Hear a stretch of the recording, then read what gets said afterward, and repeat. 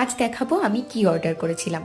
আমার মনে হয় মাদের জন্য এটা ভীষণ দরকারি, একটা বেড প্রোটেক্টর। এটার কোয়ালিটিটা না খুব ভালো, জানো তো। ফ্লিপকার্ট থেকে অর্ডার করেছিলাম, পলিথিনের মতো নয় তো, যার জন্য কমফোর্টেবল খুব। এবার আসি আমার কর্তামশাইয়ের কথায়। তিনি কর্পোরেট সেক্টরে কাজ করেন, বুঝতেই পারছো প্রেশার কেমন।